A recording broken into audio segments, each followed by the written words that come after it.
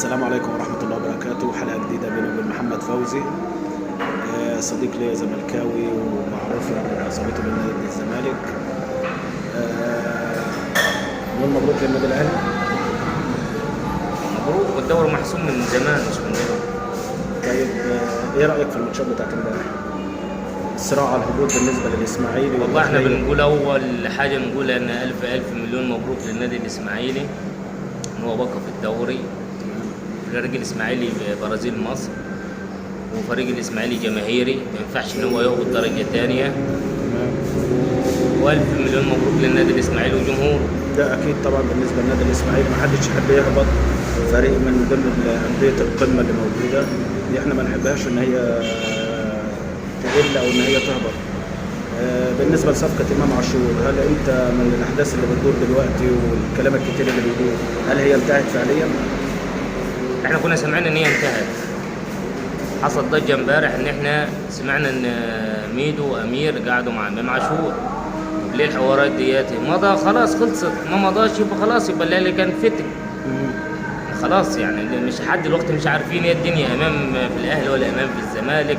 في الاول كنا بنقول الامام في الاهلي، خلاص مشواره خلص والاعلام كله اصدر ان هو خلاص مضى الاهلي وخلص بنسبه 99.9%. حاليا دلوقتي حصلت مفاجاه امبارح ان قال لك امام قعد مع امير وقعد مع ميدو في النادي وبيخلصوا فيه. مش عارفين الدنيا، كل حاجه هتبان في وقت. ما هو لحد الان اداره النادي الاهلي ما اعلنتش بحاجه رسميه ان هي انهت التعاقد مع امام او لا، كلها ما ينفعش النادي الاهلي يعلن والموسم شغال، ده اولا. ثانيا الاعلاميين دول مثلا زي احمد شوبير في النادي الاهلي المفروض كلامه مصدق عشان خاطر بيجيب المعلومه من النادي وهو في النادي. المفروض نصدق. طب سؤال، ايه رايك في ماتش بيراميدز بتاع امبارح؟ كنت متوقع النتيجه ديت؟ لا، انا ما كنتش متوقع نتيجه بيراميدز امبارح ان هو يتهزم، بس حلو في مصلحه الزمالك عموما يعني. بس كده الزمالك حتى لو فاز الماتشات الباقيه كده خلاص انهى المركز الثالث. هل هو كده افسد بالنسبه للاهلي، افسد على الاهلي موضوع الاحتفال في ماتش القمه ان هو ما اجلوش الفوز او تحقيقه اهداف الدوري ان هو يبقى حسم الدوري؟ كان الافضل انها تبقى في القمه ولا الافضل دلوقتي؟ انا بالنسبه لي كراجل زملكاوي فرحان ان بيراميدز اتهزم عشان الاهلي يحتفل قبل ما يخش ماتش الزمالك، بدل مثلا لا يحصل لا قدر الله هزيمه او تعادل ويحتفل في ماتش نحن. فلما يحتفل قبليها غير لما يحتفل في ماتش نحن. صراحه زملكاوي بصراحه جامده يعني، صراحه جامده. طيب نرجع تاني برضو، هل بعد الاحداث الاداريه ديت ونشوه النادي الاهلي ان هو دلوقتي خلاص يعتبر حسم الدوري وحسم بتاع ده، هل ماتش القمه هيبقى ليه حماس بالنسبه للنادي الاهلي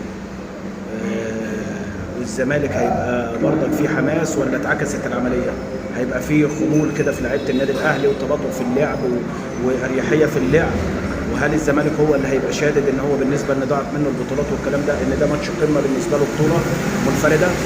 بالعكس، هو سواء الاهلي خد الدوري الزمالك خد الدوري، هو الماتش الاهلي والزمالك عموما بيبقى مباراه كاس، مباراه لازم افوز. حتى لو انا كنت الاخير لازم افوز، حتى لو الاهلي كان الاخير لازم يفوز، حتى لو الاهلي حسم الدوري الزمالك حسم الدوري. المباراه ديت لوحديها هتبقى مباراه نهائي كاس، مباريات كاس عموما يعني. كل واحد عايز، انا لو ما خدتش البطوله ابقى عايز اخد الماتش.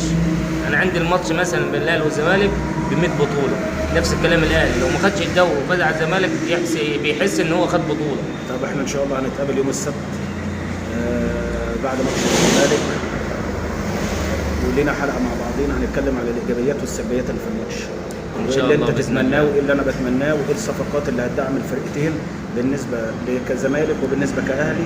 ان شاء الله يوم السبت هتبقى لنا حلقه مع بعض تقول ايه للناس كاهلاويه وزملكاويه يدوسوا لايك واشتراك في القناه عندنا والكلام ده كله. انا نفسي ان الناس تتابعنا وتدوس متابعه وتعمل شير للفيديو، واحنا معاكم دايما يعني بنجيب لكم اخبار والدنيا دي. شكرا يا استاذ محمد. ومحمد فوزي على فكره من جماعه الصعايده، وانا برضك صعيدي زيه، بس احنا متعصبين جدا لنادي الزمالك وانا متعصب للنادي الاهلي. بس دايما لما بنيجي بنقعد وبنتكلم بهدوء وبنتكلم بحقيقه، بنقول الحقيقه اللي هي موجوده دلوقتي حاليا بالنسبه للفرقتين، احتياجات الفريق، الصفقات المهمه او غير المهمه، ايه اللي صح وايه اللي غلط. بنتكلم بحياديه دايما مع بعضينا، وربنا يوفق الفريقين دايما، وكله في الاخر بيصب في منتخب مصر، وهي دي الاهم بالنسبه لنا. السلام عليكم.